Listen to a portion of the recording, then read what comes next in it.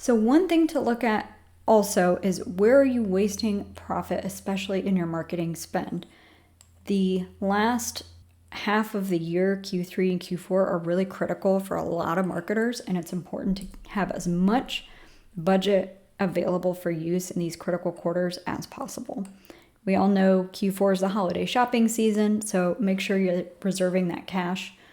Right now is your time to look through and see where are those leaky budget pieces in your ads. So do a little ad audit. I recommend taking a look at a few things. One is any campaigns that are high spend and low return. They may be getting good impressions and a good click-through rate, but if they're not driving revenue or high quality leads, take another look, maybe pause them or rework the funnel in some way. Is there a mismatch between the audience and your offer? So do you have your funnel stages set up pretty well in your ads? Is the messaging aligned to that? I did do a webinar on this last quarter, so you can go back in our videos and watch that. Keep an eye out on branded campaigns. This is an area where we really see a lot of waste unless you have a very competitive market where competitors are bidding on your own brand name and keywords, or if you have a brand name that's not really yet established and you're not top of the Google search results when somebody's looking for your brand name, you can probably cut the budget for your branded campaigns at least for a quarter or two and save some money. Keep an eye out for frequency fatigue. Are there retargeting campaigns that are really driving that frequency too high? Make sure you're not burning people out and spending money when they're just not going to convert. Same thing on placements and platforms. Instagram alone is like 4 platforms in one. So keep a really close eye on how ads are performing in Reels versus in Stories versus in Feed. That's something where your creative really needs to match the placement and it really needs to be performing for where it is. And then look for where are consumers just losing interest. What is your funnel really mapped out? Make sure that there is a clear customer journey that you're guiding them on. What I like to do is build top of funnel and middle of the funnel pools in Q3. And then in Q4, when we really need to focus on conversions, we have a bunch of people who have already been exposed to the brand, already exposed to what you do, and then you can convince them to buy in Q4. Here's some other areas where wellness brands and really any brand tends to lose money in marketing is ignoring lifetime value.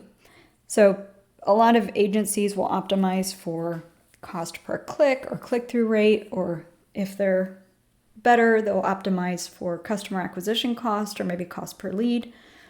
But really what they should be doing is keeping an eye on lifetime value of that customer. If you have a product or service where someone can do more than one transaction with you, make sure you're trying to get the customers who won't just convert once, but will convert over and over and over again. Another issue we see is pretty weak differentiation. Know that you do not exist in a vacuum. Your product does not exist on its own. Your market is doing research on what else is out there. And so you need to be able to make a clear and compelling argument for why you versus one of your competitors. Another thing we see is just weak landing pages.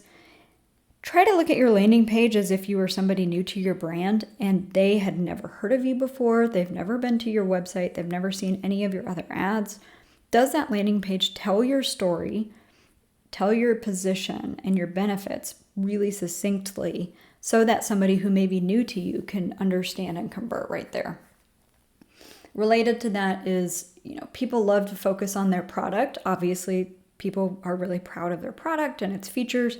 But what people are really looking for is the transformation. What's the benefit that they will get and how will that serve them?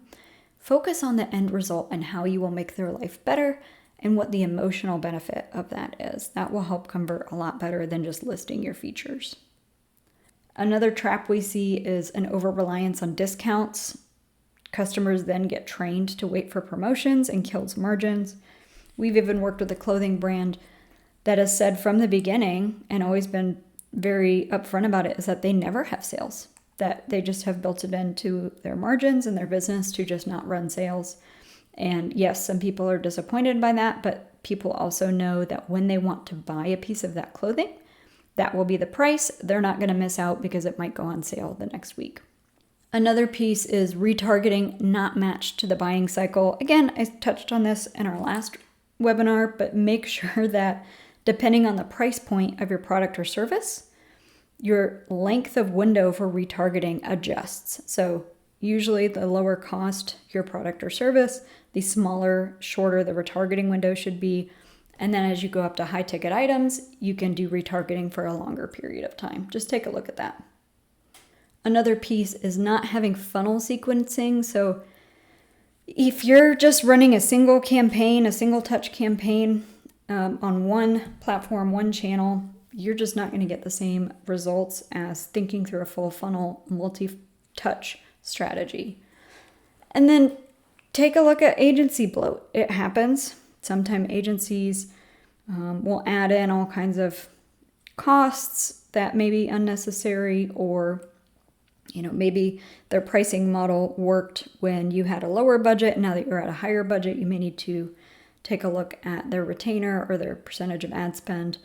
And the other flip side is if you're doing it DIY, make sure you have a professional come in and take another look. An outside perspective can be really helpful, especially if you're doing it in-house. The benefit of agencies is that we see all kinds of businesses all the time, so we have to stay really, really up to date. So it can be really useful to get someone to just take a second look at what you're doing.